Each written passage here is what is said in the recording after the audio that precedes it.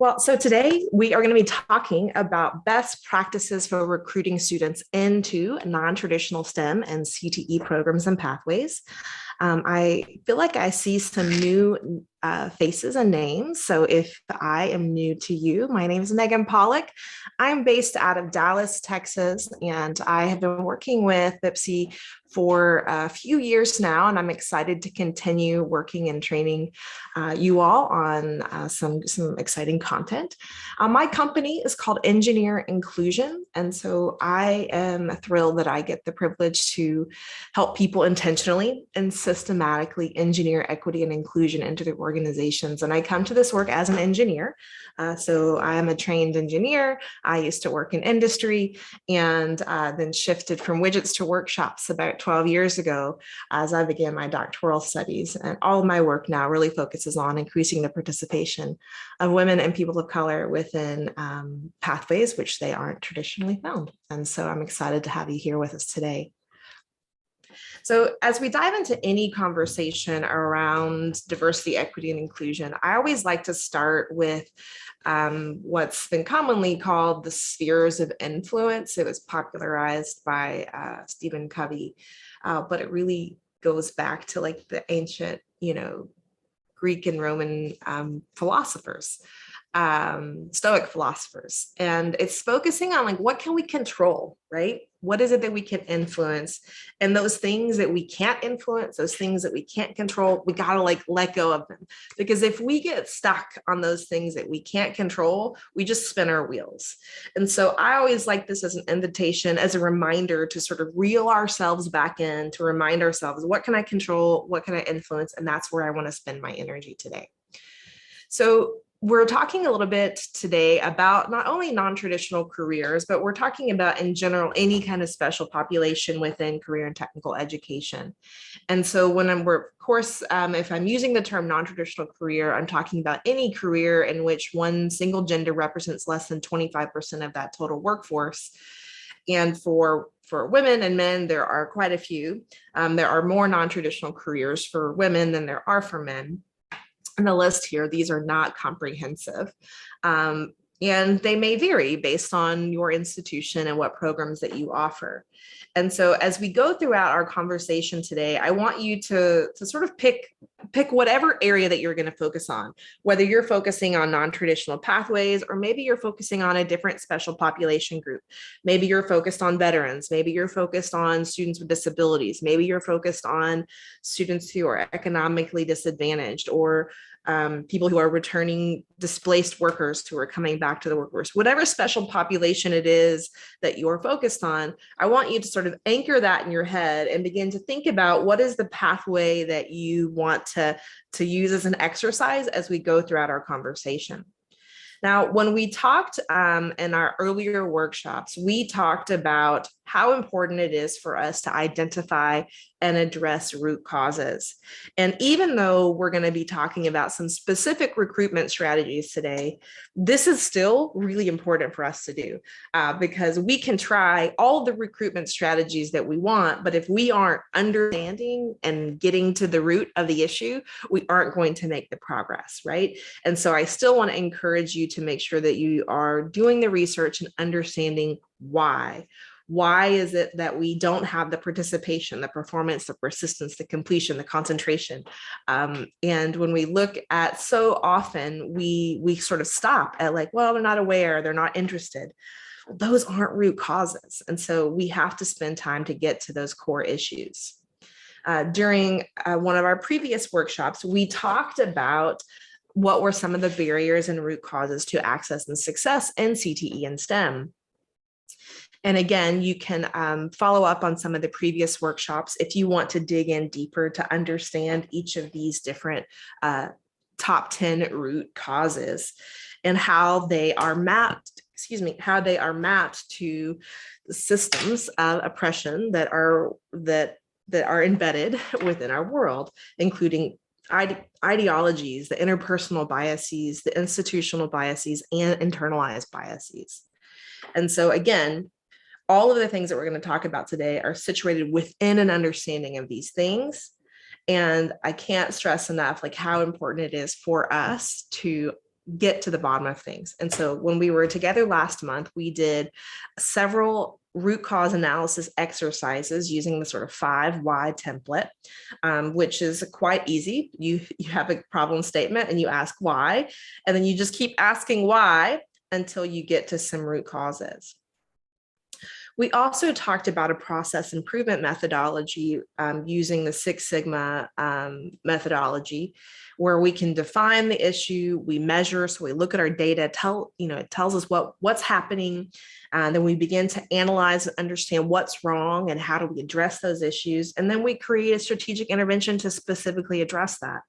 And so today, as we're talking about recruiting, it really sort of falls into this fourth part, the improve area. So we're assuming that we've done some analysis of our data. We're assuming that we have an understanding of some of the issues, and then we can begin to employ some different recruitment strategies. So let me pause before I move on to talking about recruiting. Have there been any reflections or thoughts or questions that have come up for you since our past workshops?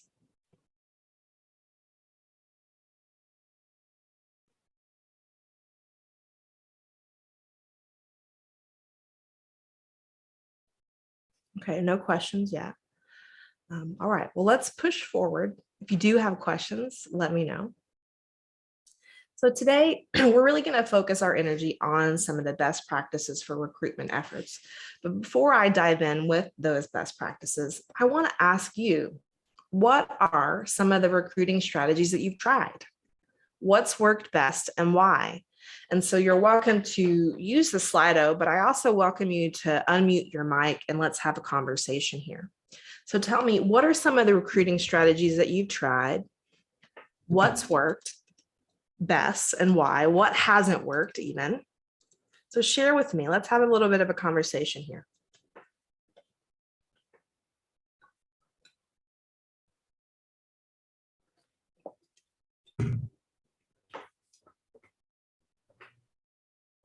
Hey, Jen Smith, can you talk about advising after 5? I thought that was really good, but I don't know what your results have been. Sure, I'll be more than happy to talk about advising after 5. So advising after 5 is targeted at non-traditional students who are challenged to come into the campus during our typical 8 a.m. to 4:30 p.m. Office hours. And so from 5 p.m. to 8 p.m., our advising, financial aid, and admissions teams, we stay late. Typically, we've been doing it on a Monday because we are here usually late to 5:30 on most Mondays.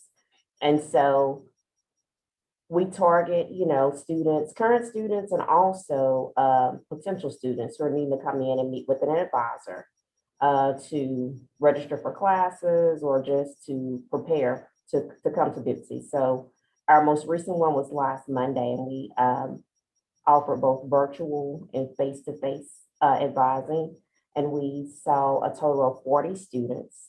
The one that we had previously before that was in November, the last Monday of November, and we saw 39 students.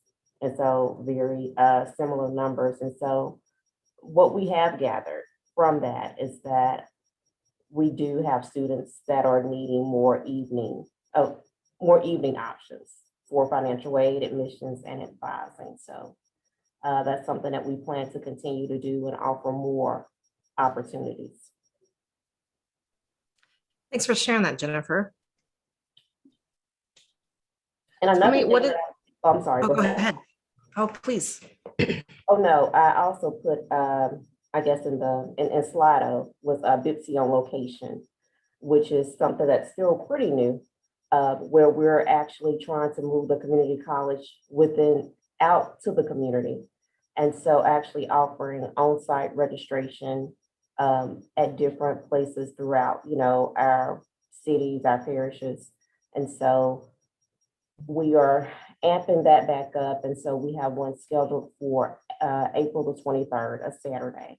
And so at that time, the college would have launched year-round enrollment. And so we're hoping to get into some more rural areas where students could actually come in and meet with us face to face. We know with economics, sometimes transportation is a barrier to just getting started in college. And so we're hoping that by we're going into the communities, that students, that will be, the transportation won't be a barrier. Also, sometimes just coming to the campus and not knowing where to go is a barrier. You can feel intimidated by, just the size of VIPCA. I mean, we look at VIPCA and we think it's small, but people from the outside looking in get overwhelmed with just looking at the numerous buildings. And so by going into the community, they're familiar with their local libraries, their local recreation centers. They know where to find the conference room. So we're hoping by actually going into familiar settings that this helps get students, here to VIPCA. I love that. And that was my question, is what is the VIPCA on location? So I love both of the things that you talked about. So you're expanding accessibility based on time and location. You're removing barriers. So barriers meaning transportation, sort of intimidation of the campus. How do you advertise and market these accessible services? Well, we really have depended on our PR team, of which, web banners on our website, flyers, social media. We've taken flyers within those communities that we're targeting. So, for example, we did our first VIPCA on location was at Southern Hills Business Association. And so we did take flyers to libraries, apartment complexes, and just everything, small stores within that area to try to generate traffic. We've also went on a morning news, afternoon news segments, and tried to promote that way as well. Okay, great. Thanks, Jennifer. Someone else, what are some of the recruiting strategies that you've tried? What's worked best? Why? Maybe what hasn't worked?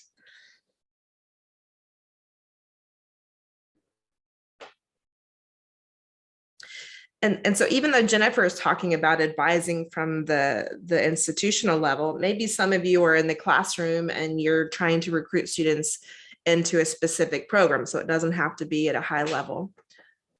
What are some other things that you've tried?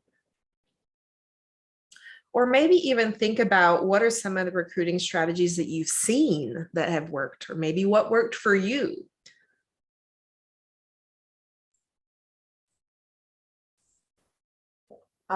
I will say that there are some schools that use the financial aid award letter as a recruiting tool.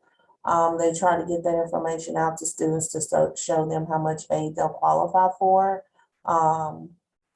We tend to not follow that path because if you base that information on what they put on the FAFSA, a lot of times that information is incorrect.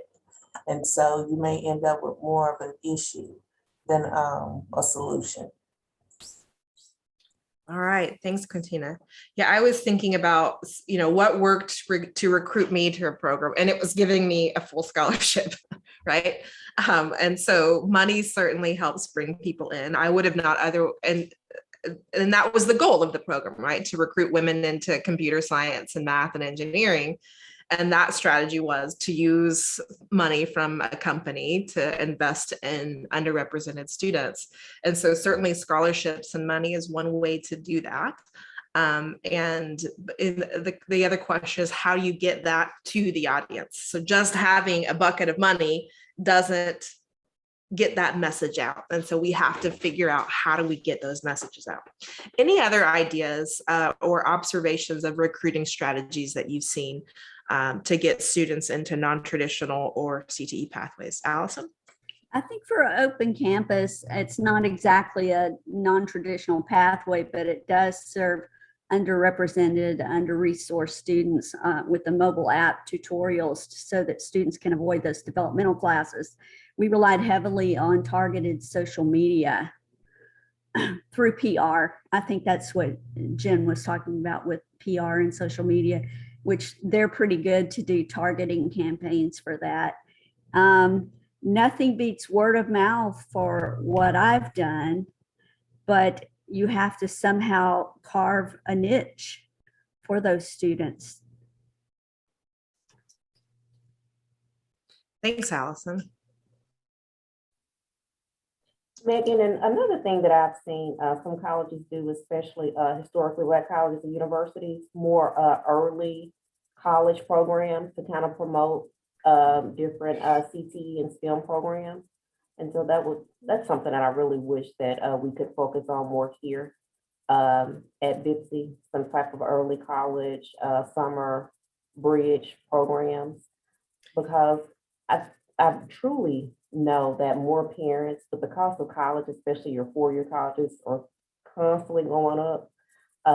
Even a student that qualifies for full Pell, I've seen students, person that I know, qualify for full Pell, get student loans, and they still have a shortfall in funding to where, and their parents don't have the money. And so the community college, I think, is the best time now. That is one of the best options to give students. And so I think if we could just have those bridges from high school directly to us for these programs, we could see an increase in enrollment. Exactly. So outreach, particularly when it comes to non-traditional and recruiting any special populations, outreach is one of the most effective tools because of the way in which it builds self-efficacy. It reduces barriers and it challenges some of the other things that we're going to be talking about, right? Or it reduces the challenges of some of the things that we're going to talk about. And so that is something to consider. Or what ways are you all partnering with the pre-college organizations, and what ways are you partnering to help create bridges and reduce the challenge of getting registered? I think about some of the community college courses that I've taken here at Dallas College, used to be called Dallas County Community College. And the classes that I liked most were the ones that didn't have a textbook and that were like 100% online. So like the whole course was like the $300 or whatever. To me, like I thought like that's a great value for me because one, it's 100% asynchronous. I'm a busy person. I don't have time to show up to these classes. It's not creating busy work. So even thinking about some of the courses is like, are we charging unnecessary fees for something because that's just the way we've always done it? And how does that continue to create barriers? So let's dive into some of the best practices. So I'll do a quick overview of these, and then we're going to dive into each of them in more detail. So as I said first, we really want to conduct a root cause analysis to really understand what's happening on your campus and within the populations that you're trying to serve. There's no better person to tell you why they're not going into a pathway than the people you're trying to recruit, right? And so you want to ask those questions. I always tell the story of a group that we'd worked with in the past that, they did a root cause analysis and before just diving in with a whole bunch of interventions, and they found that, they had all of these hypotheses of something, really huge of an issue. They were trying to get girls to enter into the welding program. This is a group in Oregon.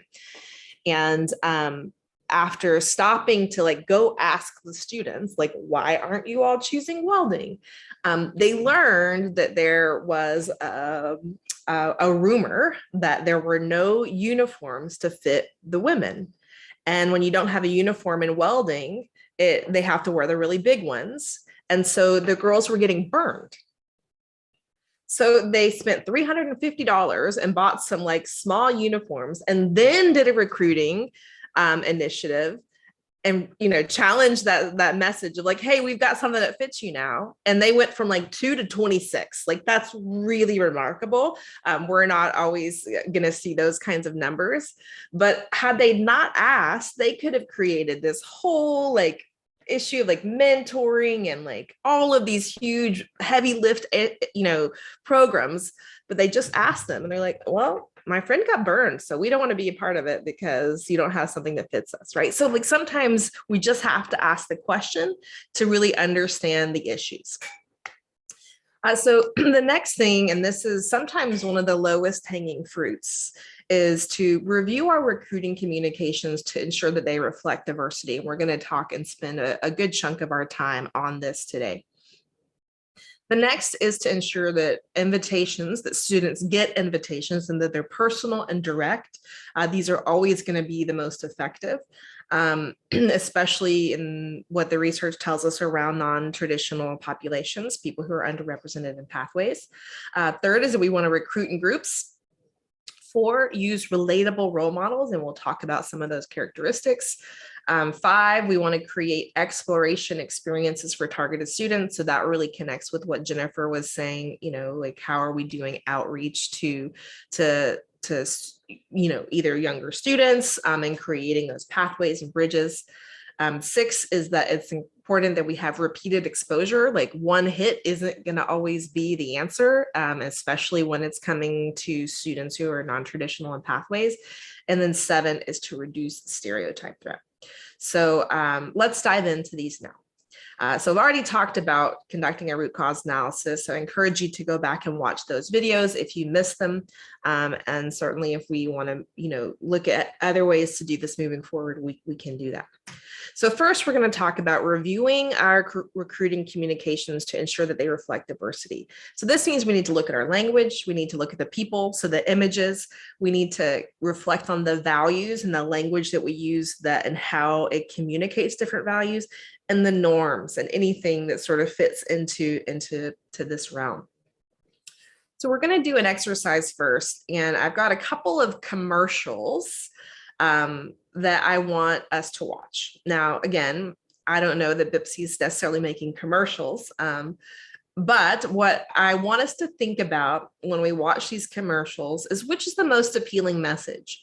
As you watch the commercial, I want you to think about how does the commercial make you feel? What do you notice about the messages? And then we're going to compare and contrast them. All right. They're both car commercials.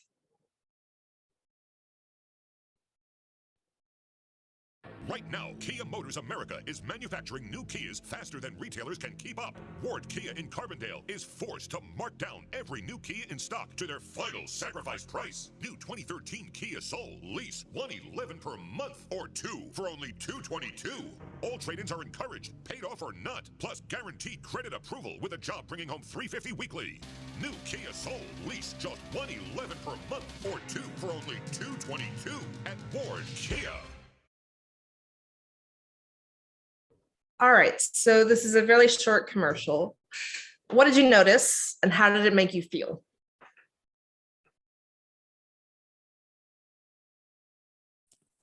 A lot going on. Kind of flashy in your face. All right, thanks, Monica. A lot going on, flashy in your face. What else?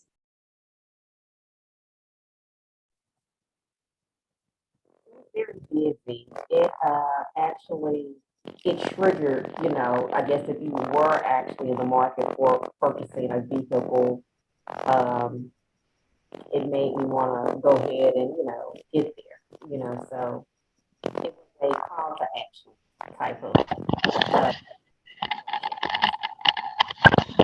It's like the 2 for $222. Not buy one, get one free, but it's kind of playing on that 1 for half price. Buy one, get one half price.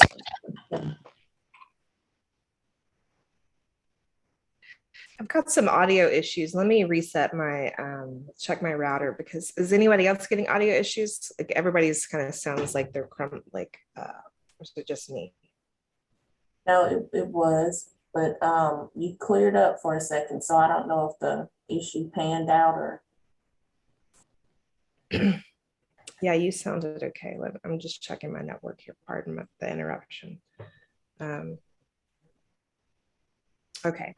Yeah, so it's sort of in your face. It's talking a lot about numbers. Okay, it's optimized my network. Jay, what do you think? It kept mentioning the name Kia. It kept mentioning the name for the brand. to get you so you can extinct, you can understand that, hey, this is a Kia, and you wouldn't even forget the name. Yes. So they said the name like a million times. So they're really trying to push that. So we're going to watch another commercial. This next one is for Cadillac. And I want you to, again, first think about, what do you notice in the commercial? How does it make you feel? And then we're going to compare and contrast them. Right now, Kia Motors of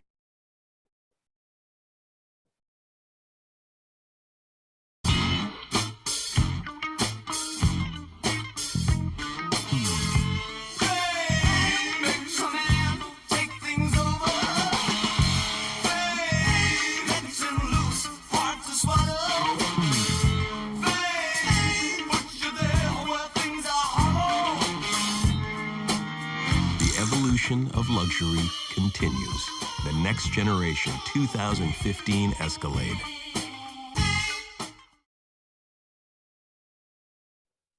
Okay, so first, what do you notice and how did it make you feel?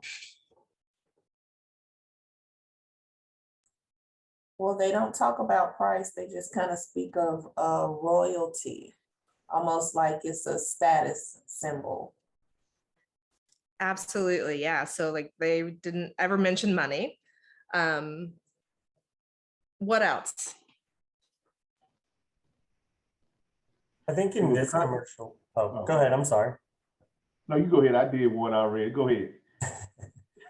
I was gonna say, I think in this one, just the way that they kind of tell a story is a little bit different. So it doesn't feel like you're being sold. And so it's a little bit more of an emotional reaction here versus the first one where like, you're being sold to. Yeah, yeah. Thanks, I Preston. also think it kind of like target a certain group. Like with the first one, it gave you the numbers. And with the second one, it showed that, hey, you're a king and a queen, you royalty. So you kind of know if I can afford this without even showing up at the dealership. Mm-hmm. Thanks, Shay. Also the song. The song pretty much signifies you've made it successful. Mm-hmm. What else? I think there's something to do, if I recall correctly, in the first commercial, there weren't any people shown. So it's sort of kind of even the playing field, but these showed particular skin colors associated with cars and just the entire aspect of it. So not showing people kind of helped even the playing field, in my opinion. I don't know. Exactly. So the first one, from what I recall, there are like no people in it. Whereas this one, it's all people, right? And to Preston's point, it's telling a story. So even if I can't afford a Cadillac today, it's still creating a feeling in me that says like, this is something that I might want later on when I can't afford it, right? So it's creating this sort of brand recognition, it's creating this association, and it's certainly not tied to a specific dollar sign. It's not leading with that. Anything else that you notice in this? Let's start to compare and contrast them. So which has the most appealing message? Why?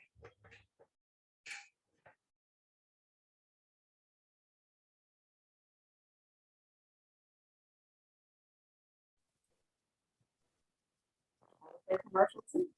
I mean, for me, because it's like, okay, it was more of just like a status, like, I want to feel good. I felt good, after watching commercial two. But I felt like commercial one would have been good, especially for someone that maybe in their household, two people needed a car, so I guess it's just kind of based on the individual, I mean, so I just felt so good after watching commercial. Yeah, your audio is still kind of funny on my end, but so Preston's nodding. Okay, so maybe it's not my internet then. Yeah, so it's possible for that Kia commercial to have told a story too, right? It's possible for them to have used people in that messaging, but they chose a really different strategy. And so before I offer my thoughts, any other sort of comparisons? I think Can you?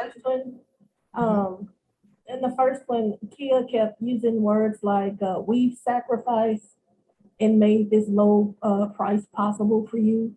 So it's like they sacrificed for you to have, whereas in the second commercial, it was like, well, the first one was like they're doing you a favor. The second one was like you're doing yourself a favor by getting this type of vehicle that you so deserve. This is basically what I got from it. Great point, Loretta. I like that. I'm reading this book right now by Seth Godin, maybe, called This Is Marketing. And the number one sort of thing of that story, and I'm reading another book called The Story Brand. And the key thing is like your messaging should make your client, the customer, the hero, not you, right? And so that's a great observation of the difference between that. So that first one, they're the hero. They're the one that's giving you this deal and this saving you. Whereas the second one was about like, it makes the person who buys it the hero. I like that observation. What else?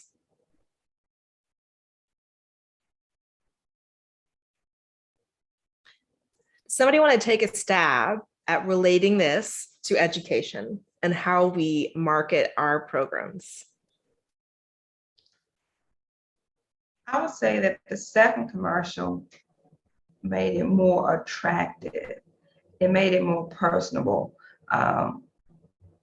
It gave you a different feeling versus the first commercial. So when it comes to recruiting, I would think your audience would feel like, oh, you really want them here at your college because you made them feel that they will be a part of the organization.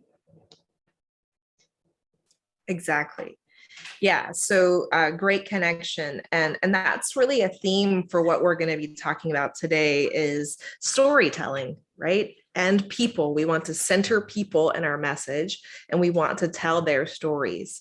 And so thank you for that, Debbie. What else? Any other sort of connections and contrasting the commercials and how you see this relating to education and recruiting students? I think in the first commercial, by focusing on how much you needed to make per week was definitely a contrast to, because that's going to hit working people. So I don't know. Yeah. So talking about money isn't necessarily bad, but it's thinking about what's the hook, right?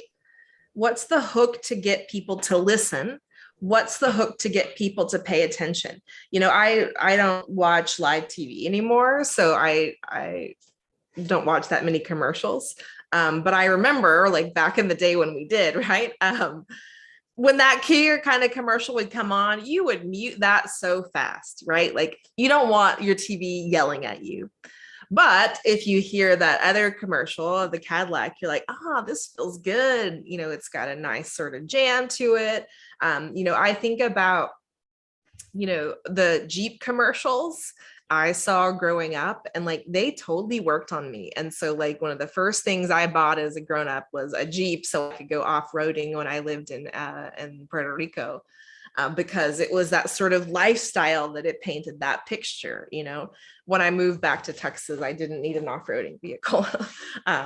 But that sort of image that it worked on me, right? So years of marketing told me like I needed to buy a Jeep because there was some sort of lifestyle that it was going to give me, right? And so education is the same way.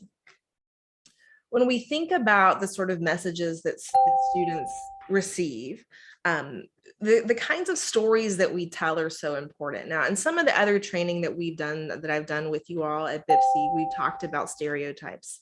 And so I highly recommend the TED Talk by Chimamanda Adichie called The Danger of the Single Story. And the sort of pivotal quote in this is she says that the single story creates stereotypes. And the problem with stereotypes is not that they are untrue, but that they are incomplete. They make one story become the only story. And so I have here on the screen some images of some stereotypes around STEM professionals, right? We've got the sort of archetype of the Dilbert character, who is, the sort of archetype of an engineer, how he dresses, his sort of style and sort of personality characteristics. We see that duplicated in the uniforms of the Geek Squad. We see it perpetuated in the cast of the Big Bang Theory.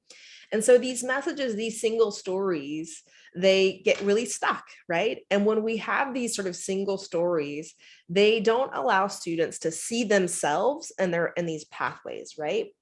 And so often, specifically along these messages and talking about STEM students so often see the price tag of like, it's hard, it's going to take a lot of time, it's going to be a lot of work, it's going to take a lot of money. Like all of those are the price tags. That's all the Kia commercial, right?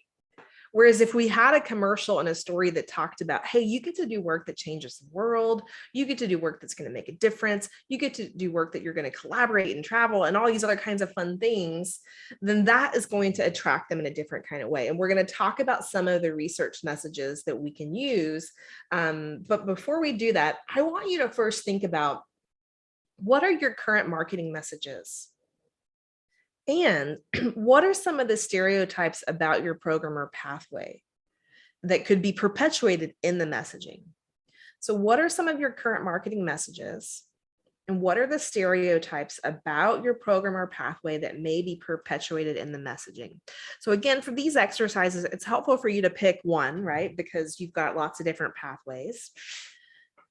So think about, what are some of your current marketing messages? Are we more Kia or more Cadillac? What are some of the stereotypes that could be perpetuated?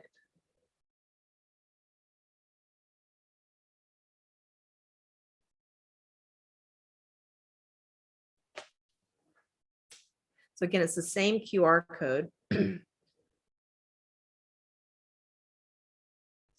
All right, so the first response says you don't think you do a great job at marketing or branding to the community. Internally, you have an idea that's not represented at large in the community.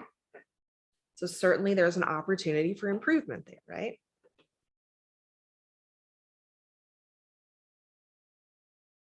What else? And you're welcome to turn your mic on and share as well. You don't have to just use the Slido.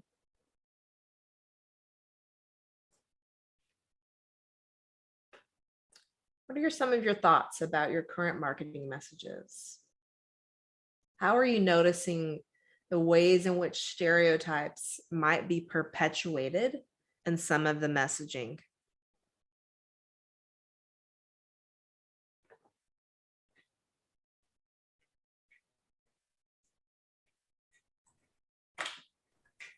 I know that I've seen some of the commercials are advertising for some of the programs that we have, and they show the students in the actual classroom, and it talks about some of the maybe state-of-the-art things that we have in there. So I guess in that way, it kind of would be like the Cadillac commercial. But we have in the past used the marketing like Kia, where it talks about price, affordable, and stuff like that. Mm-hmm, mm-hmm. Yeah, thanks. And there's certainly, again, room for both, but we have to think about, again, what's that initial hook, right?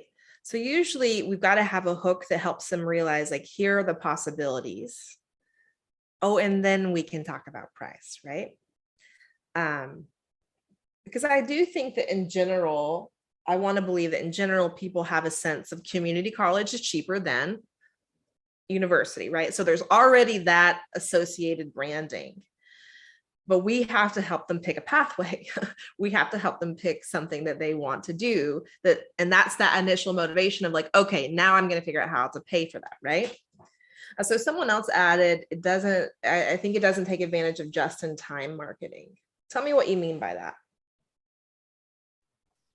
Well, I included that because I think there are ways to push messages out. I know we need to prep with certain messages, but then follow up. I think the idea of time, we can't just leave it, put out a message at the beginning and expect people to remember or show up or be prompted, and that push messaging in some way, if we could target and use push messaging, that would be really helpful. Yeah. And this also makes me think about how is your PR team, or how are you all using marketing strategies that are reaching the audiences, right? So like, are we using TikTok? Are we using Snapchat, or whatever the kids are using these days, right? Like, how are we reaching them?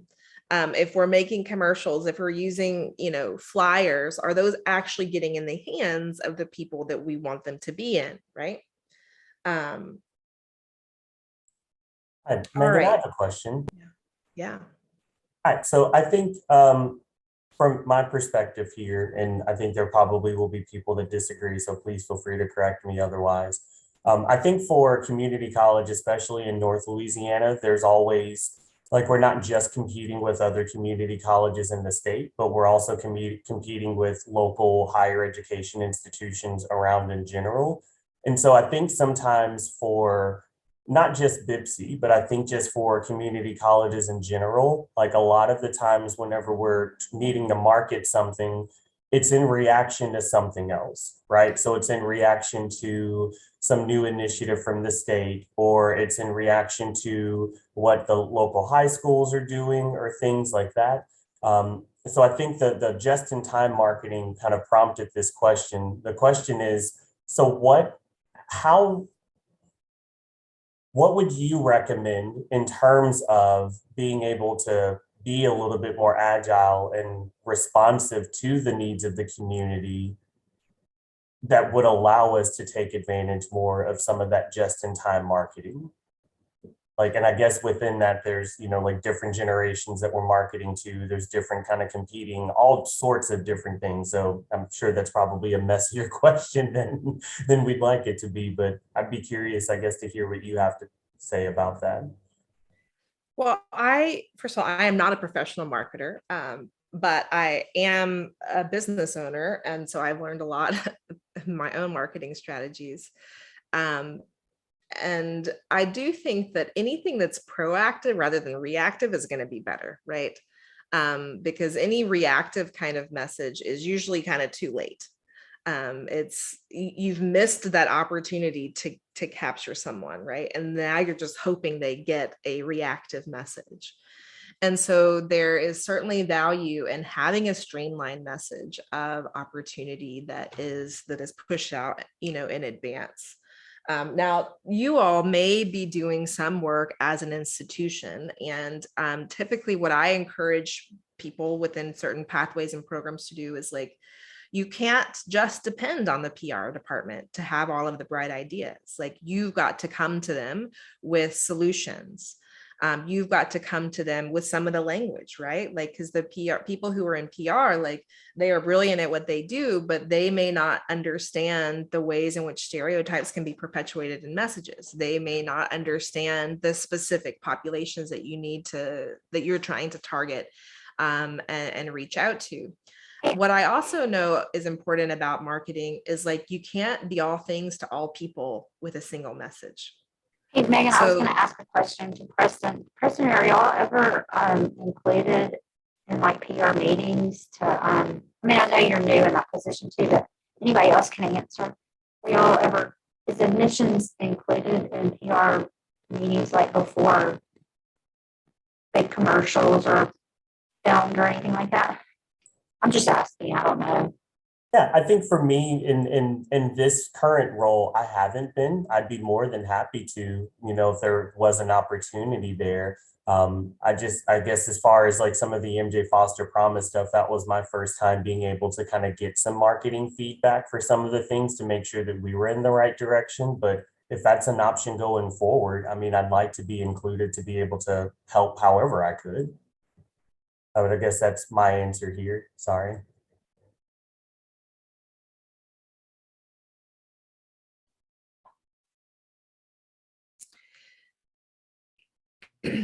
Yeah, so I think any way in which you all have an opportunity to engage with PR is going to be really important. And also thinking about, specific programs, when we're going to dive a little, we ran over my promised break time. We're going to dive deeper into some specific messaging here, but we want to make sure that we have targeted messaging. So you can't effectively create just a broad, come be CTE and we're going to solve everything, right? Like you're going to have to create some targeted messaging around specific pathways. I am a few minutes over our break. So let's take a 5-minute-ish break. I'll set a timer to help us kind of count down, and we'll come back and then we'll look at some more specific language strategies. All right. Okay, so I want to talk a little bit about some of the effective messaging. And these particular messages, even though they are written specifically for STEM, we can still be inspired by the same kind of language and how we frame the messaging for other programs. So as we talked about with the Cadillac commercial, that's the why, right? It's the why we want to encourage students to go into this. And so these messages come from the Changing the Conversation book called Messages for Improving Public Understanding of Engineering. And this has been out a little over a decade now, actually, I think 2010. But what they did is they said, hey, people don't know what engineering is. So let's do a literal market analysis study. And so they went and asked engineers, what is it that you do? And then they tested those messages on students to see which ones resonate the most with them. And they came up with, these are the 3 messages. These are the messages that resonate the most with students. Now, I have broadened it from just engineering to be all of STEM. And I think that in many cases, we can extrapolate this to lots of different CTE pathways as well. And so the first message that resonated the most with students is that STEM professionals make a world of difference and help shape the future. The second is that STEM careers are essential to our health, our happiness, and our safety. And the third is that STEM professionals are creative and collaborative problem solvers. So what they found is that when we use these messages, when we start with why, when we start with these kinds of language and how we create marketing tools for the students that we're trying to reach, that this is a much better hook, right? It's telling that story. It's engaging them in a narrative of like, this is what I want to do with my life. That's the why, that's the motivation. And then we can go from there. Let's see, why did that pop up? I'll pop this link in the chat here as well. Whoops, that's not the right link.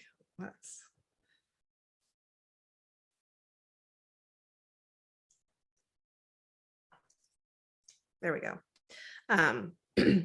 So the next set of messaging I want us to talk about are work values. Now, we talked a little bit about the sort of need to talk about money, but what the research tells us that there are lots of different values that people have and how they choose work.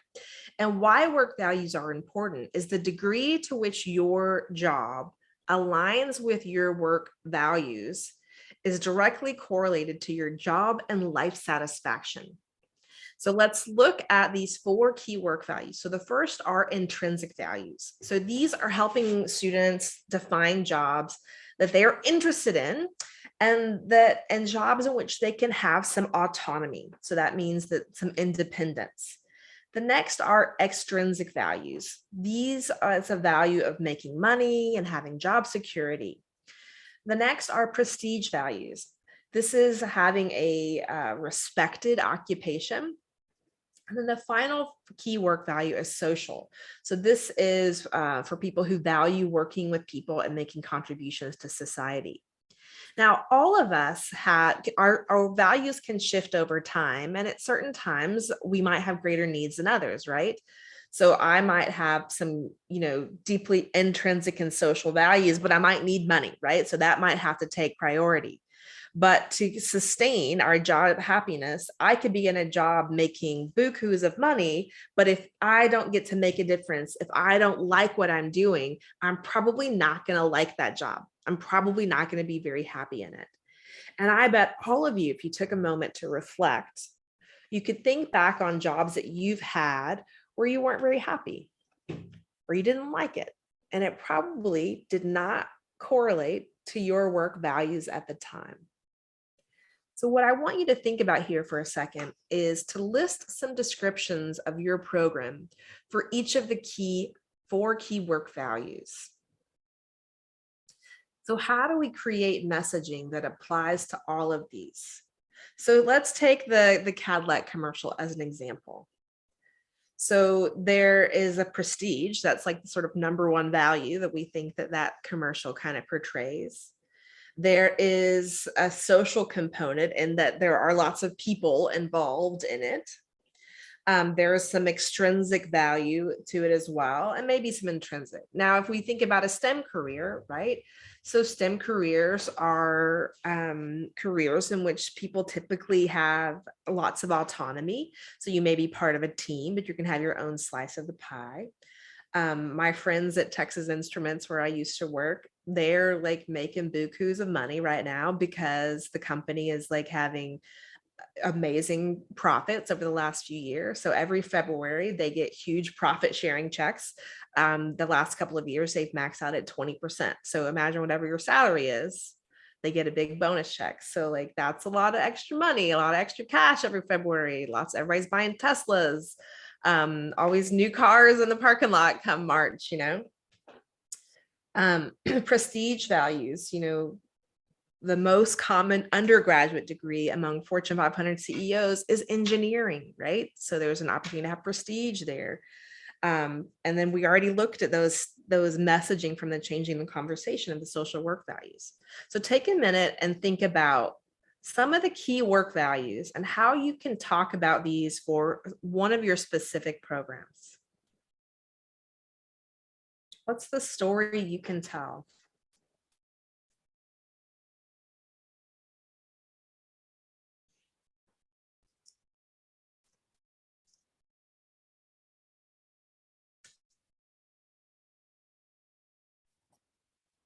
Are you asking when we promote our program? How we can tie in advertisements to these? Yeah, so think about how you could appeal to all four work values and some of the language that you use to tell a story. Not necessarily how you are doing it, but how could you do it? And the PDF is in the chat is a handout of the slide. So you can open that up if you want to see that specific slide in the PDF.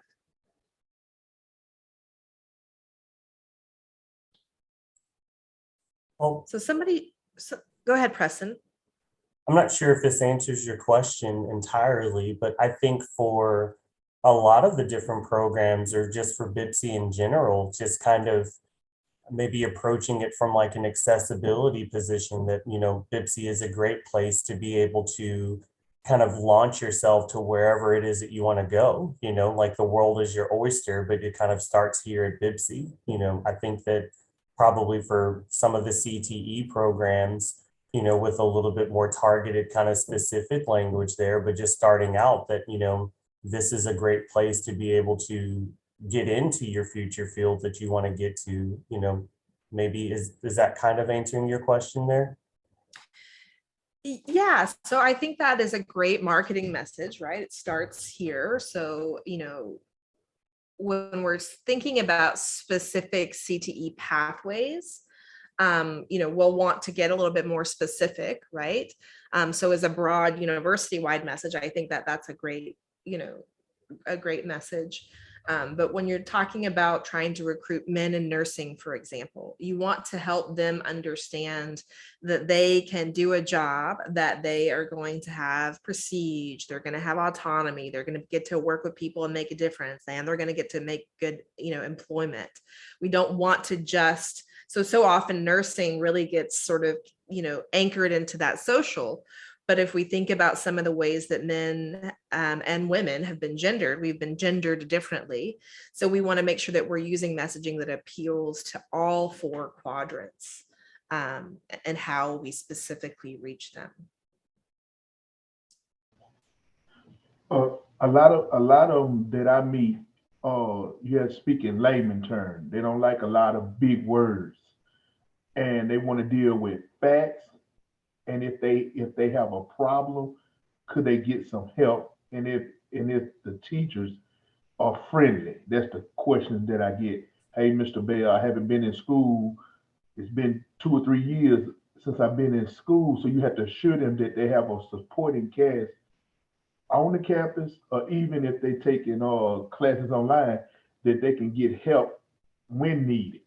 So a lot of it too is being assured and kind of like a family, like I'm not just in this alone. My counselor with me, the student success coach with me, and I have my own personal team. Yeah. Yeah, so thanks for sharing that, Jay. So what that reminds me of is helping students to see that they're going to be supported.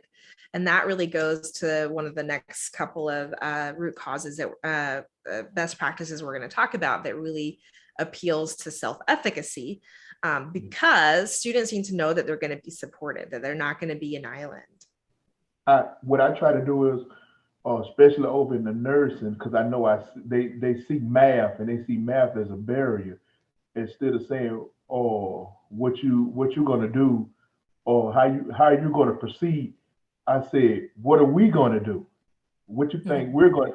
I said, "I'm on your team. You're the boss. I'm supporting you. Tell me how you want me to be a better teammate to you." And they get to thinking like, "Okay, Mr. Bell, I feel a little better. I feel like it's not only me walking across the stage. I'm walking across the stage because you pushing me. I'm walking across the stage for you." So I tell a lot of people that, instead of saying, "What are you going to do?" say, "What we going to do? How are we going to solve this?" So that way you don't take away power from them, but it focuses some of that nervousness off of them trying to make a decision to, okay, then it's just not me. Yeah. Yeah, excellent, right? So people want to feel like they're part of a community, that they're not alone. This is a great segue, Jay, into our second best practice. And that is that personal and direct invitations are most effective.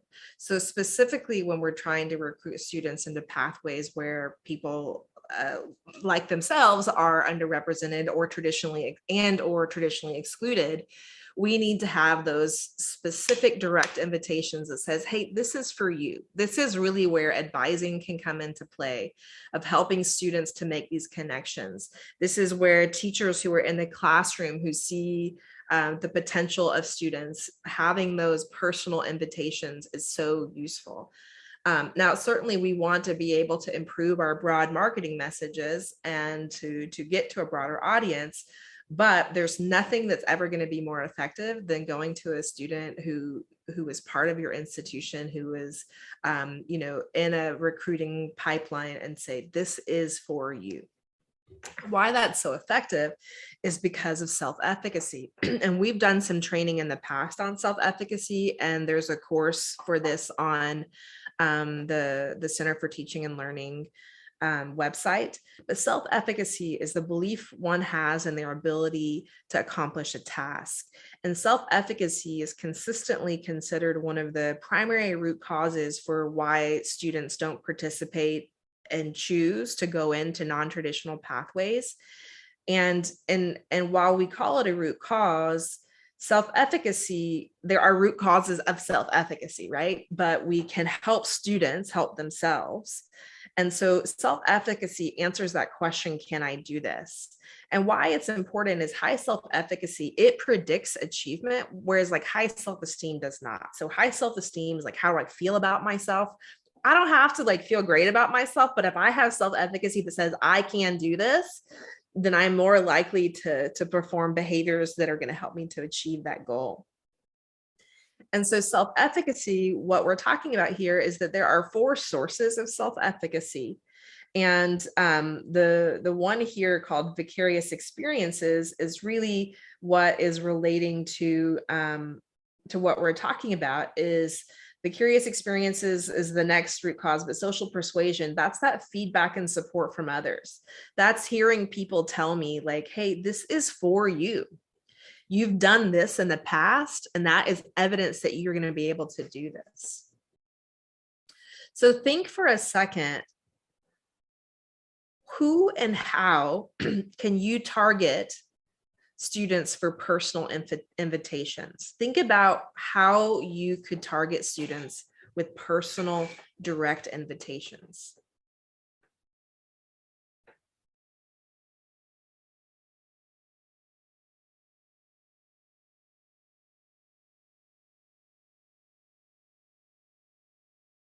Again, feel free to unmute and share.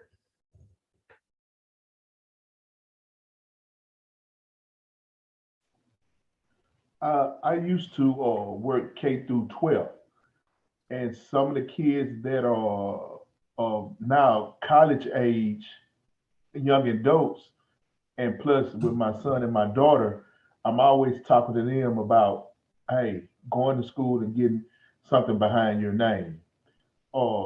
Very big in the community.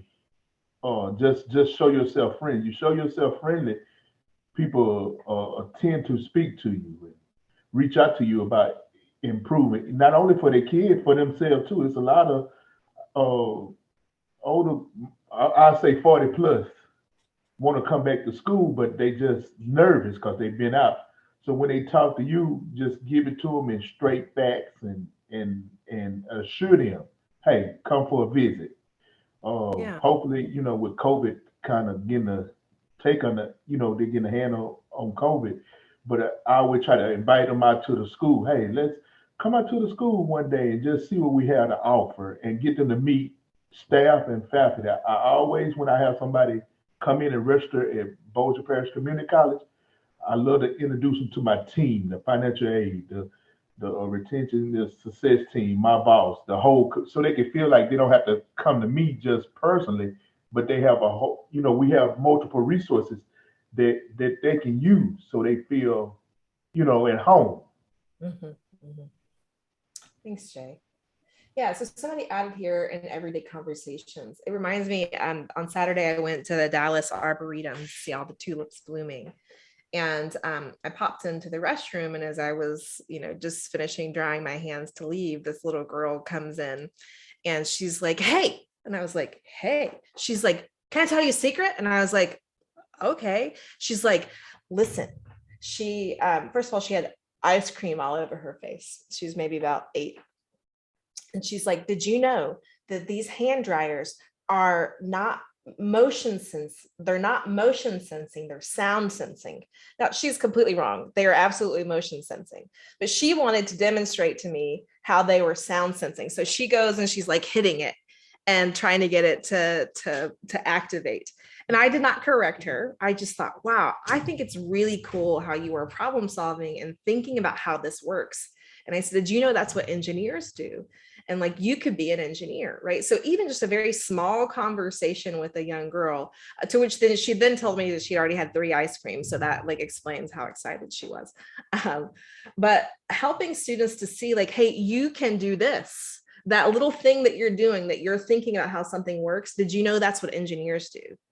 And helping them to make those connections. Now, that's not your audience for recruiting students directly into VIPCA, but in any way that you can help students that come across your desk who are thinking about something.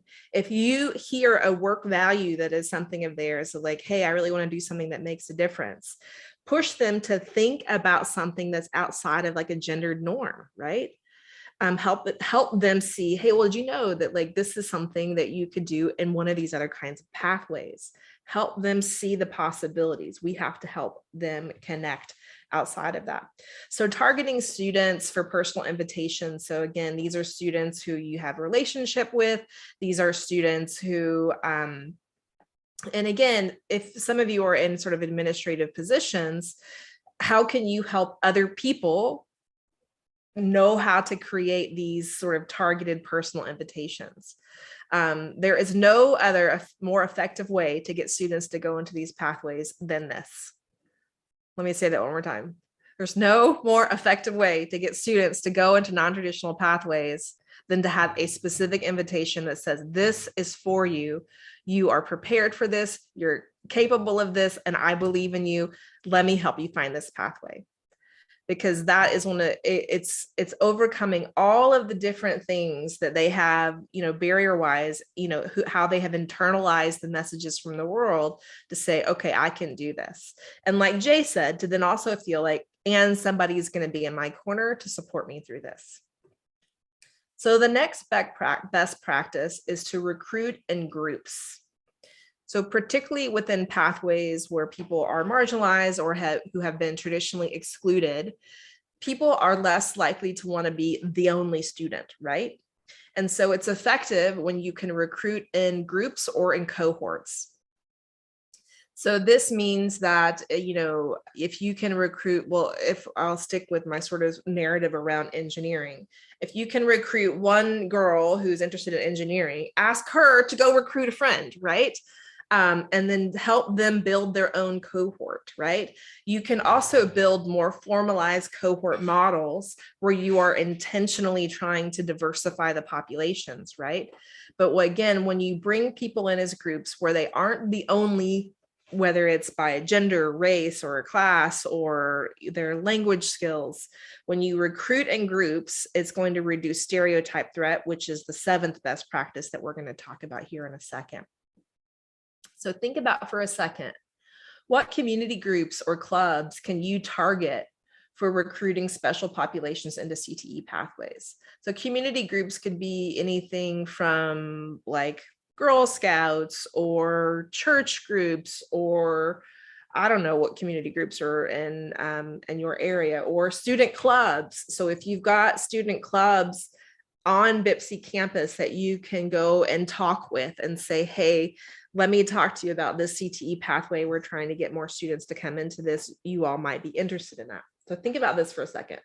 What community groups or VIPCA clubs can you target for recruiting special populations into CTE?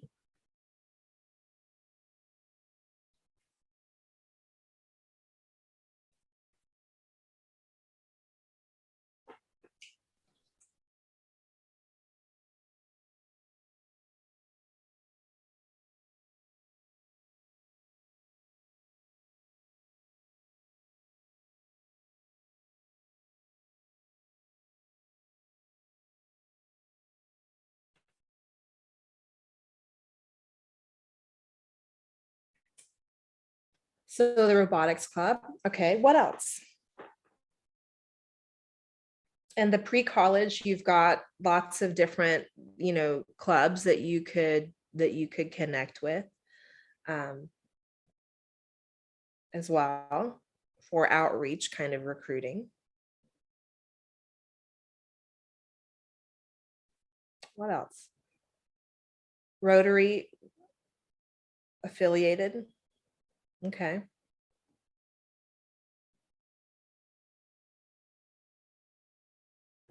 I think for us, Megan, our underserved populations are adults. They aren't the typical university. So reaching out to, I don't know, even things like ladies' Bible studies that through churches and that kind of thing would be big. People who have gotten out of the education stream and feel like they can't get back in.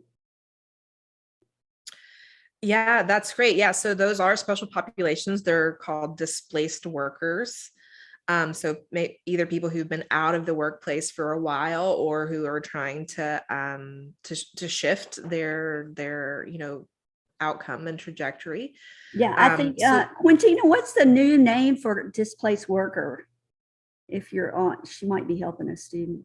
I'm here. I'm trying to think. Because you talked about that recently. Oh man.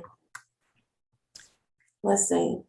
We used to call them displaced homemakers. I always forget the term too. Yeah. Let's see. I don't think it's that. I think they've widened out and taken off the name displaced. Really, I have it right here. Hold on.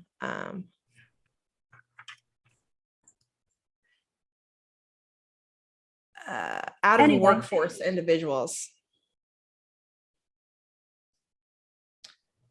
Just different adult populations, especially in rural, if we could reach out to rural communities. I don't know if we could also maybe through, for those older people, I think Facebook is still a viable place to pick up our For more sure. mature students in those types of neighborhood groups. Outreach through that and through community groups like the Allendale group or a Better Shreveport group. Yeah, so the it's called out of workforce individuals is what the language has changed to. But yeah, so, knowing the population that you're trying to reach, and this is why it's so important that we start with data and that you start with a goal, right? So when I help clients work through this process improvement strategy, we look at the data and we analyze, where are the gaps? So where do we want to focus our attention? And then we create a specific goal, because if you're trying to target all special populations for all CTE pathways, it's unlikely you're going to be effective, right? Because you're trying to do too many things at once. So what I help people do is to say, like, okay, we're going to focus on out of workforce individuals into, science and engineering pathways or whatever, right? And then we can create specific targeted messages and strategies based on the root causes that we can identify. And so that's what I encourage you to do, is to think about how do you get as specific as possible in those pathways. So the next best practice is to use relatable role models. Now, this again connects to that storytelling, is that we want to help people. We want to get people to tell their stories, right? We don't want to tokenize the one, student who has come out of the system and have them tell their story over and over again. But if you go to the link I put in the chat, nontraditional.careers, I'll show you on that page. I've got a bunch of resources that are related to what we're talking about. And then I've got some videos. Here are some videos about people in non-traditional careers. So ones that I like that tell stories. So like the women in the trades, great story, men in nursing. And this is around a variety of non-traditional careers. And so videos like this are great tools to use or tools to emulate, and things that you could use and try. And so we want to use people who are relatable. And what that means is that there's some kind of perceived similarity. The research tells us that particularly for populations who've been marginalized or traditionally excluded, we need to see people who look like us who've gone in those pathways. And that means by race, by gender, it could mean by, neighborhood, it could mean by lots of different things, but we need to have some similarity with them. Effective role models have some credibility. If they're someone who are, don't have any, experience, and if they're not enthusiastic about it, then they're not a good role model, right? I had a guest speaker before years ago at a panel, and she's a friend of mine. We went to college together. I think she was having a bad day, but she was like grumpy as all get out, and I had to pull her over like halfway through. I was like, Ebony, you gotta like change the tone here, because you're not helping us encourage students to consider engineering. You are not enthusiastic about it today. And she's like, I'm having a bad day. And I was like, either like pull it together, woman, or, we gotta change gears here. And because you can ruin the intention, right? We want to be honest and truthful, but enthusiasm really makes a difference. And then the last characteristic of a most effective role model means that you are demonstrating competence through effort. And what that means is that you don't want to have role models who are all extraordinary people. You don't want people who are all the ones that come together and say, I was a math whiz. I was just gifted at everything. Like you want to have like people who come and say like, I really struggled at math. Like I had to work really hard at it. But I got there and you can too. So we want to model that it takes work to get somewhere. One of the things I always tell students when I talk about, my background is that people assume that I was like a math whiz.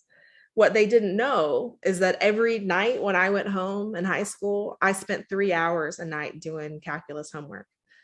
And I had 2 math teachers that lived within walking distance of my house, and I would barter with them to mow their lawn or babysit their kids for math tutoring.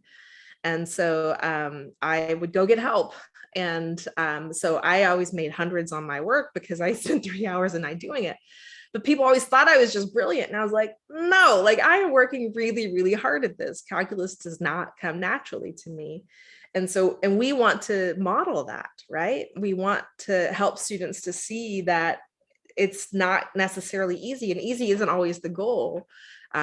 We want to talk about failures. We want to talk about moments in life when we had setbacks and how do you overcome them? Because as we know, like life and our careers are not straight, upward trajectories. We've got setbacks and sidesteps. And so it's so important to me as a role model that I help the people that I talk to see that like, yeah, it's been hard and I've had setbacks and like, I'm still hustling through it, right? So you have to have that competence through effort. We don't want to just model that everything comes easy. So reflect on this for a second. In what ways do you or can you use role models and mentors to encourage or motivate special population students to consider CTE?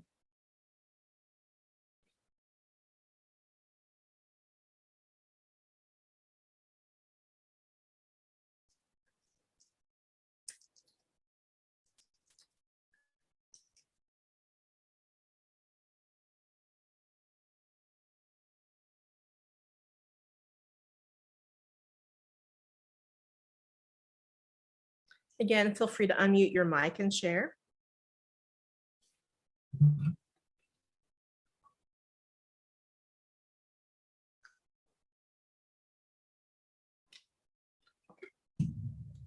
Showcasing recent graduates who worked hard to succeed. Exactly. I think it was really successful, or it connected with a lot of people on graduation day when people held up the whiteboard that said, I just graduated in nursing and I'm going to work I already have a job with Willis Knighton, that kind of thing. Those really connect with people. I think that they're going straight into a job. Yeah, that's great. And I think our ties next door with General Dynamics and all of the cybersecurity, we could take advantage of that a lot more than we do.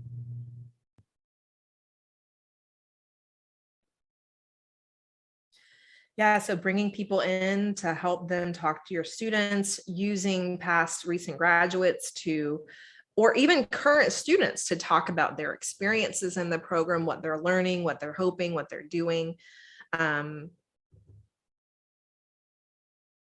Again, we want to make sure that we're using diverse representation of gender, race, class, ability, disability, all the different dimensions of identity within the messages that we show so that people can begin to see the possibilities. It's also really important for students who are from dominant groups within any pathway to see people who are different than the dominant group, right? Like it is as important for lots of female women nursing students to see men in nursing as it is the opposite, because we need to change their own internal stereotypes and single stories as well about who belongs there and who can excel and who can achieve, or whatever pathway that you're talking about. Any other ideas on ways that you can use role models and mentors to encourage or motivate special population students?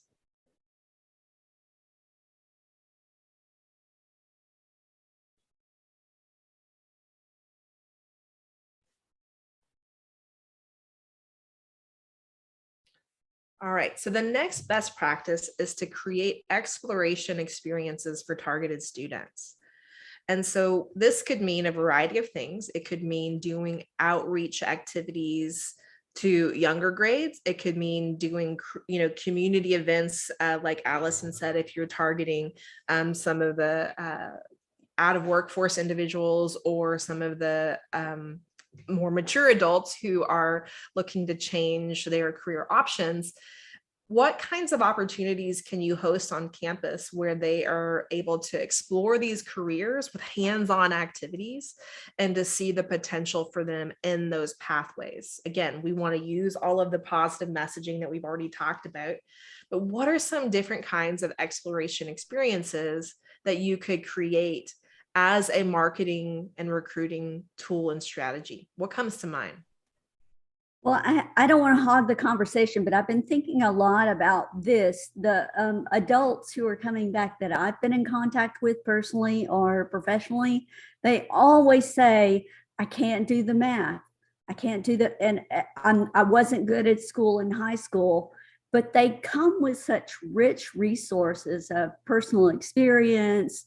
They have super self-discipline, time management. They have all of these positive qualities that they don't connect with how to do well in school. And if we could create some experiences, maybe within our Advising After 5 or even out in the community, or I don't know, reach out through media and just say, look, you already have these qualities that will make you a good student. Don't think about the subject area. Think about what qualities you have that you have maybe through even the negative experiences in life. Those hardships really help you grow roots and teach you things that you cannot learn in a classroom, but you bring those rich experiences to the classroom, and that makes you successful. Great. Well put, Allison. I absolutely agree. And so what you're talking about is helping students to build their own asset mindset, to see and to have a growth mindset of the opportunities and the skills and the values that they bring. And what's most often happen is individuals have internalized messages that say that they aren't enough, right? They've internalized these deficit messages that discourage them from seeing pathways. I again tell students, like, math is just a brick on the road, right? Like, it is just a piece that you got to figure out how to lay down to build whatever it is that you're trying to build. It's not a barrier, it's just a step, right? And helping them to see all of the things that that you have available on campus. I am certain that you have math tutoring centers and all kinds of resource centers for students, helping them to see how great they are, how accessible that they are. Again, reducing those fears and barriers. And math is certainly one of the number one barriers that people face, that and like public speaking, to lots of different kinds of pathways. And so maybe if you're finding that you have a huge population of students who are afraid of the math, what's an exploration experience that you could offer them of, like, to reduce that math fear, right? I don't know what that might be, but maybe it's sort of a math Saturdays where they come in and they kind of have like a day of tutoring to kind of reduce their own, internal roadblocks. So I don't know what that might be, but you could create some opportunities like that. All right, the next is to provide repeated exposure. And this is what this means is like, particularly for people who are traditionally marginalized or excluded in pathways, like, one hit isn't necessarily going to be the one that tips the scale. If you think about, sort of scales of justice, like, they're going to have they've had so many messages their whole life that say this isn't for you. It's going to take lots and lots of messages to tip the scale to say, like, okay, I can do this, right? And so repeated exposure, repeated encouragement, repeated kinds of opportunities is so important. I like to sometimes think of this as sort of like, how do we create a doorstop for students in certain pathways? Because certainly recruiting them is just part of the problem. We need to get them to complete and to finish those programs. but we need to make sure that we aren't shutting any doors, that we're putting some door stops in place that leave students open to the possibilities and open to the different kinds of pathways that they can pursue. And so repeated exposure leaves those doors open until they decide to open that door rather than intentionally shutting it. Okay. Now, the last best practice is to reduce stereotype threat.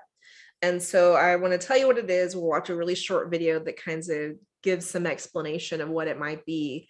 And then there are a whole set of strategies that can help us address stereotype threat as well.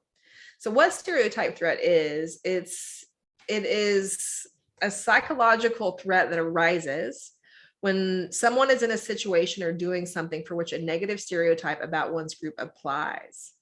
And so there are two things that have to be in place here. One is I have to want to be successful in a pathway, and there needs to be a stereotype that says I shouldn't be, right?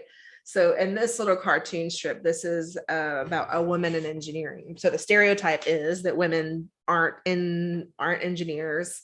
And in this case, she wants to be it. So in the first tile, it's a woman sitting between two men, and she says, wait a minute, I'm the only female in this class. By the way, this was my experience. I was the only female in a class full of 70 men, and I grad school for my first engineering course.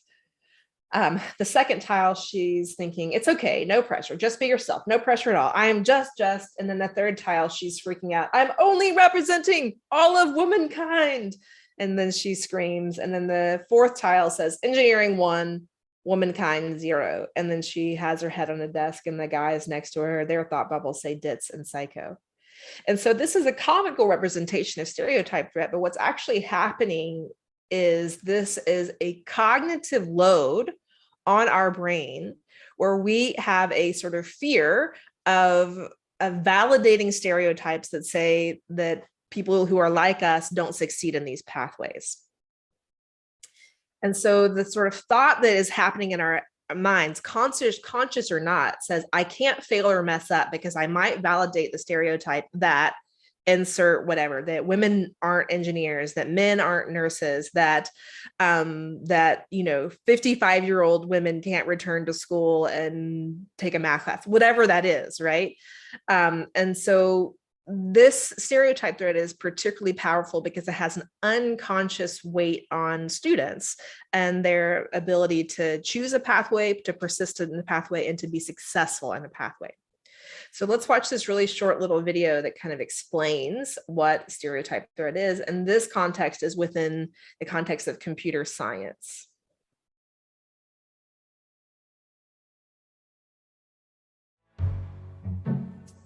I bet you can think of a time when you felt like you didn't belong. Maybe in high school you secretly thought you might have fun acting in a play, but never auditioned because you didn't think you would fit in with the drama kids. Stereotypes deeply impact people's stories and ideas about who belongs, and this can end up influencing our choices of what activities or even careers we pursue.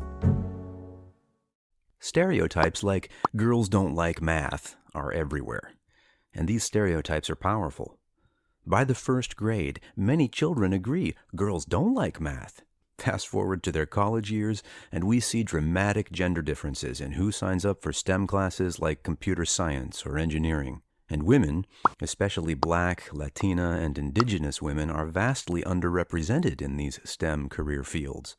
So, what might be contributing to these large gaps? Researchers at the University of Washington and the University of Houston find that stereotypes might be a key driver. In one study, 8 and 9-year-olds were invited to do some computer science activities. The kids got to choose between 2 different ones, but here's the crucial difference. One activity was introduced as something that girls are less interested in than boys. And sure enough, the girls in the study thought that they wouldn't like it either, and didn't want to do that activity. The researchers even told the kids that boys and girls are equally good at the activity, it's just that boys were more interested in it. Even when girls weren't worried about how good they would be, the stereotype still caused a gender disparity. But the other activity, the one with no stereotype attached to it, the girls wanted to try it just as much as the boys did. Whether we believe them or not, societal messages about stereotypes are powerful in shaping our sense of belonging. Girls may pick up on cues that they shouldn't be as interested as boys are in STEM from peers, parents, or teachers, even if those adults don't mean to send these signals. These messages are so prevalent in society and culture that we don't always notice them, but they still really matter and have impact. That's why it's important that we all work to counter the stereotypes that are often embedded in the messages kids receive and address them in our homes, schools, and communities. Rather than urging girls to simply fit in with the fields of engineering and computer science as they're currently portrayed, we have to expand and diversify our societal narratives of who belongs in these fields. And this is something that we'll all benefit from. Anyone can do computer science. Yep, even you.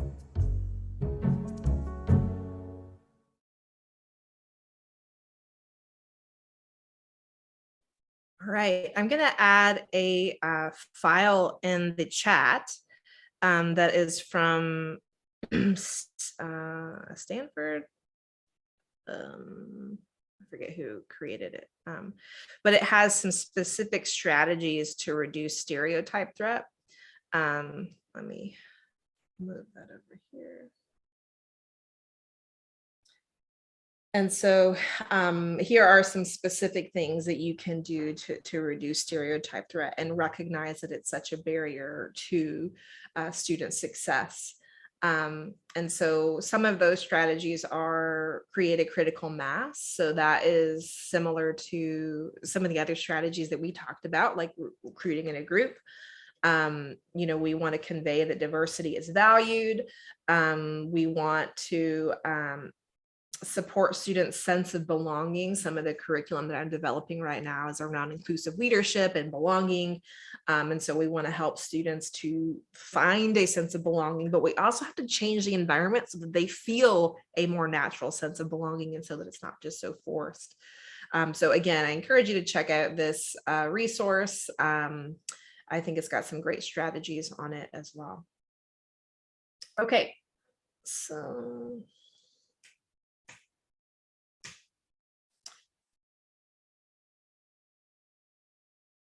let's see if there were any questions. I don't think there were any questions on the poll. Let me double check.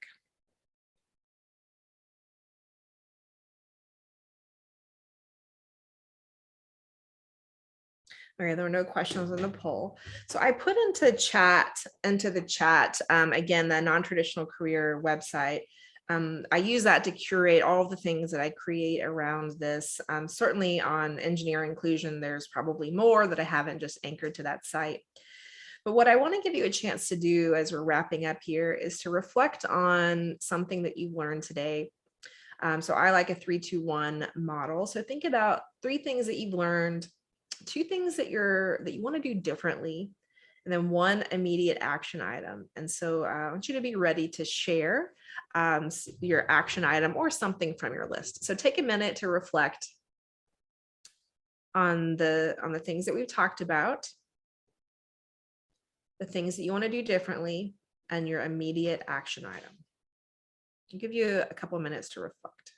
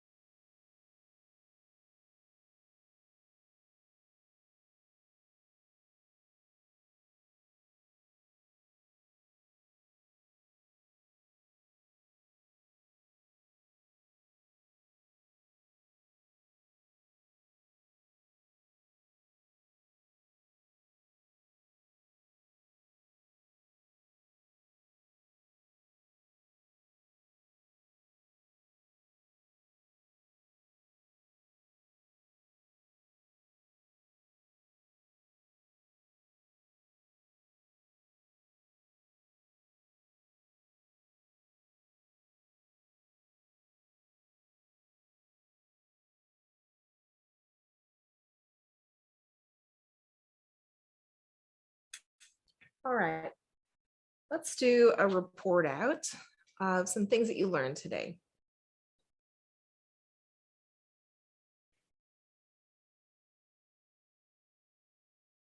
I'm going to call names down the list if that's okay. You are certainly welcome to pass if you need to, but I'm going to just start at the bottom of the list and then move to the top. So Stephanie Jackson, you want to go first? Tell us an action item or something else from your list. A quick report out.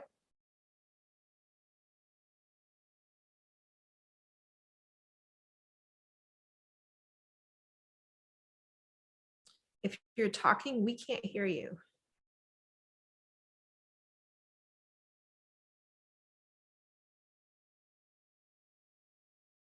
Maybe your mic is not set up properly. I can go back. Okay, go ahead. I just have 2 practical action items. First of all, I have a whole list of things that I want to bring to our Region 17, because not many people are on, maybe 2 of us, 3 of us.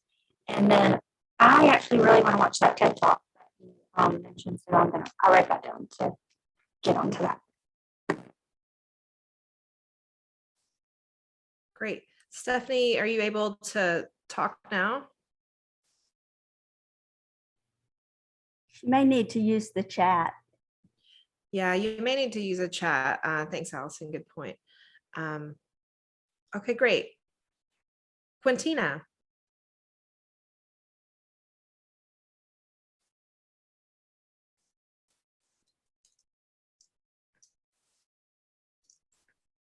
Sorry, somebody was in my office. Sorry, what was your question? I just heard my name. That's okay. You're welcome to pass, but we were having everyone do a quick report out of an immediate action item. Immediate action item.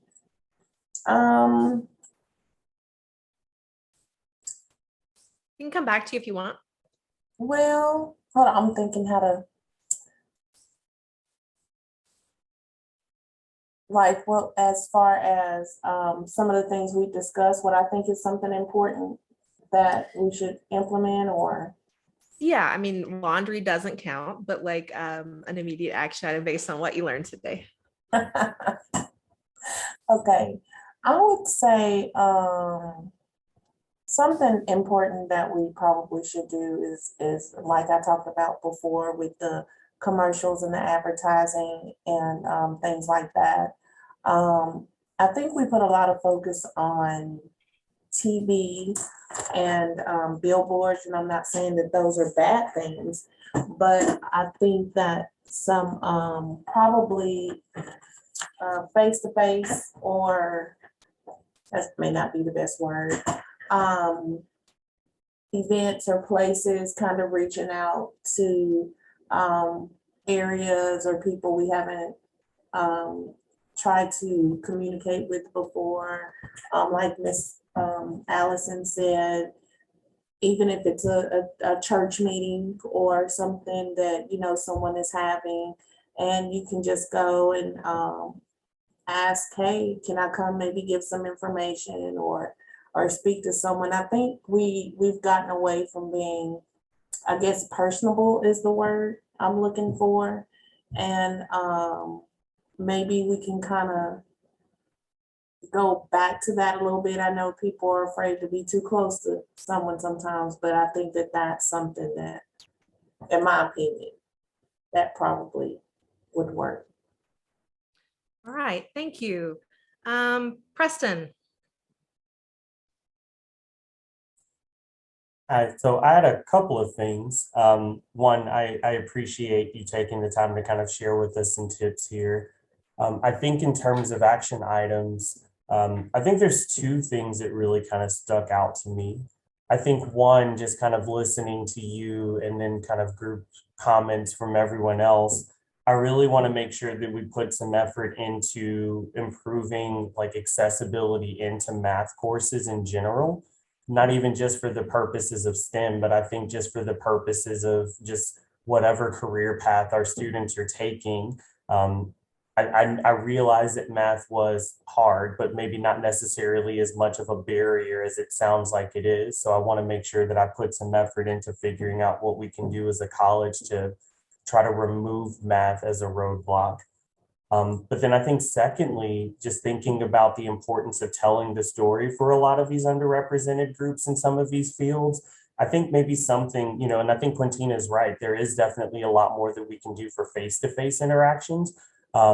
Unfortunately, I think with COVID right now, we're definitely in a little bit of a holding pattern still, unfortunately, but maybe something that we could do maybe more immediately is just kind of highlighting some of these stories, maybe like a YouTube series for students that are in some of these different groups to be able to allow them to tell their stories. And we might be able to continue that while we're working on some of the face-to-face messaging or face-to-face outreaching. But those are the two, I guess, kind of takeaways that I had. Great. Thanks, Preston. I'm going to pull out Stephanie's comment from the chat since her mic isn't working. She says, we're gathering information in your division to promote our programs and recruiting. So one thing I'll suggest is showcasing our programs in a way to include the work values so that the person can see themselves in that role. Great. Excellent. Let's see. Julie. What's one action item you want to take away today?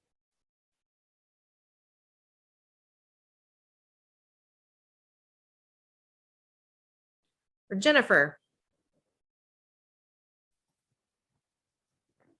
I think this is probably kind of something that Preston just said, but personally, I guess twofold.